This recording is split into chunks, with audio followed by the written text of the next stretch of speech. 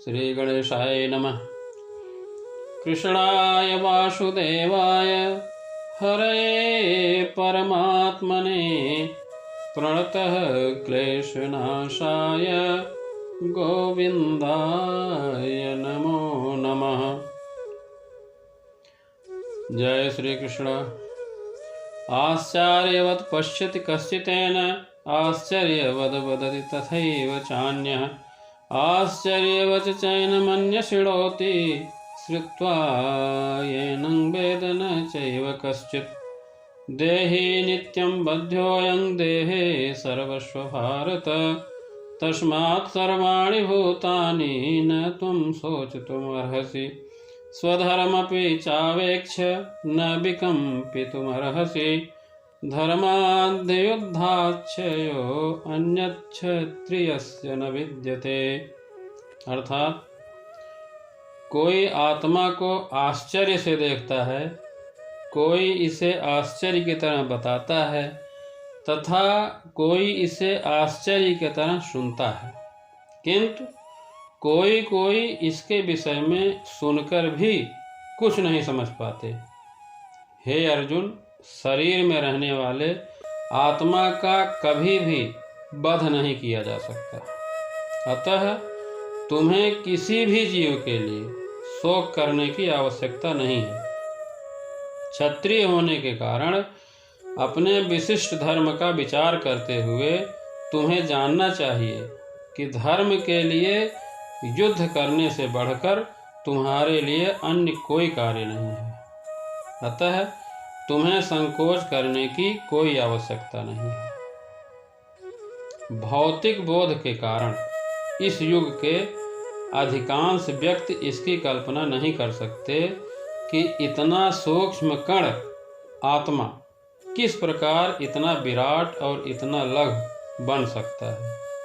अतः लोग आत्मा को उसकी संरचना या उसके विवरण के आधार पर ही आश्चर्य से देखते हैं। इंद्रिय तृप्ति की बातों में फंसकर लोग भौतिक शक्ति यानी माया से इस तरह मोहित होते हैं कि उनके पास आत्मज्ञान को समझने का समय ही नहीं मिलता, जबकि आत्मज्ञान के बिना हर कार्य में पराजय होती है। शायद ऐसे लोगों को अनुमान नहीं होता कि हर मनुष्य को आत्मा के विषय में चिंतन करना चाहिए और दुखों का हल खोजना चाहिए। ऐसे थोड़े से लोग जो आत्मा के विषय में सुनना चाहते हैं, वो अच्छी संगत पाकर ही सुन सकते हैं।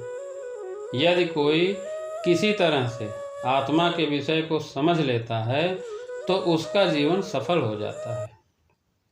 आत्मा और श्री भगवान के विषय को समझने के लिए इस जन्म या पिछले जन्मों में अत्यधिक तपस्या की आवश्यकता होती है, तभी श्री भगवान को समझा जा सकता है।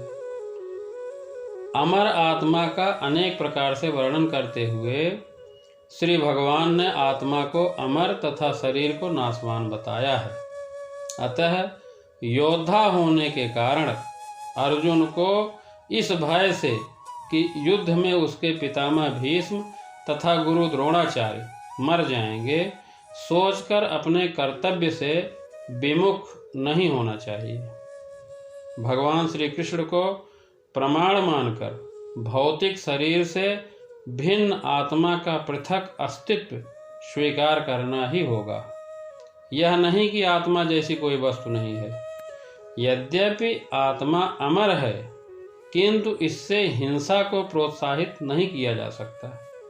फिर भी युद्ध के समय हिंसा का निषेध नहीं किया जाता, क्योंकि तब इसकी आवश्यकता रहती है।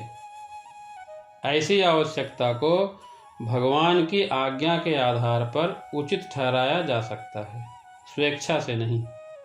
सर्वप्रथम यह समझ लीजिए कि शक्ति और शक्तिमान में भेद भी है और अभेद भी है। इसीलिए वेद में दोनों प्रकार के मंत्र हैं। जीव या आत्मा और भगवान में भेद है ऐसा भी लिखा है, और जीव आत्मा और भगवान में भेद नहीं है ऐसा भी लिखा गया है। अतः ये समझ लें कि दोनों बात सही है, भेद भी है और अभेद भी है। शक्ति से शक्तिमान में अभेद है। देखिए, जैसे आग है, आग की शक्ति क्या है? जलना, जलाना, प्रकाश करना। तो कोई आग की शक्ति को आग से अलग कर सकता है क्या? जलाने को अलग कर दो और आग बची रहे, ऐसा नहीं हो सकता। तो शक्ति शक्तिमान से अलग नहीं हो सकता। इसी प्रकार परमात्मा को जीव से अलग नहीं किया जा सकता। श्री रामचरितमानस में भी आता है, ईश्वर अंश जीव अविनाशी, चेतन अमल सहज सुख राशि, सो माया बस भयो गोसाई, बंध्यो कीर मरकट की नाई। अर्थात यह जीव ईश्वर का अंश है, अतः वह अविनाशी, चेतन, निर्मल और स्वभाव से ही सुख की राशि है।